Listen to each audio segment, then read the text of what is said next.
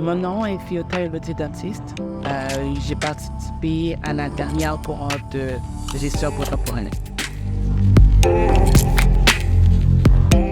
Je ne peux pas vraiment dire que j'ai eu beaucoup d'expérience en tant que gestionnaire encore. C'est quelque chose que j'aspire à faire.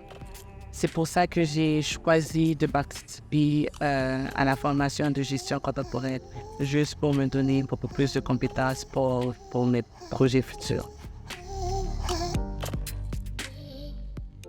Je me suis toujours fait dire que je suis une leader naturelle.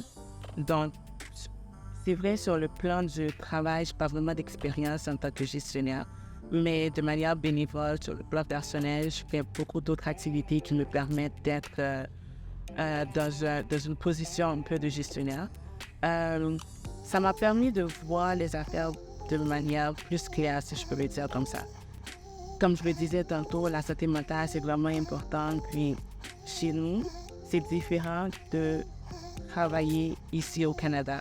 Donc, ça m'a permis aussi de voir comment je peux mieux intégrer les compétences que j'ai acquises ici dans comment je communique avec d'autres personnes, comment j'interagis avec d'autres personnes.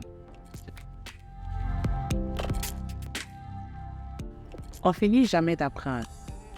C'est une des choses que j'ai compris. Même si on pense qu'on a déjà vu les notions qui vont être présentées dans la formation, il y a aussi l'aspect où on discute avec d'autres professionnels qui sont sur le lieu, qui sont dans la formation avec nous, et on apprend aussi des expériences des autres professionnels. Donc, si vous hésitez puis vous vous dites, j'ai déjà appris ça, je sais déjà c'est quoi ça, c'est peut-être vrai, mais c'est sûr que vous allez quand même apprendre quelque chose de nouveau. Donc, faut pas hésiter. Le réseautage, pour moi, c'est ce que j'ai expérimenté ici, parce que j'ai appris à connaître d'autres professionnels dans d'autres domaines qui sont vraiment pas pareils de mon domaine.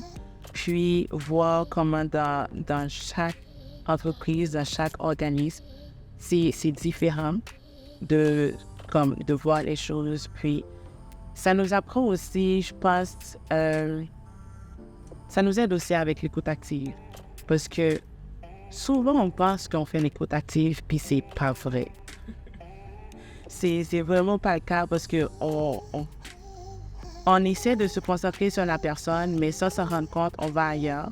Puis c'est un exercice qu'on a souvent fait ici dans pas mal des ateliers qu'on a eu à faire.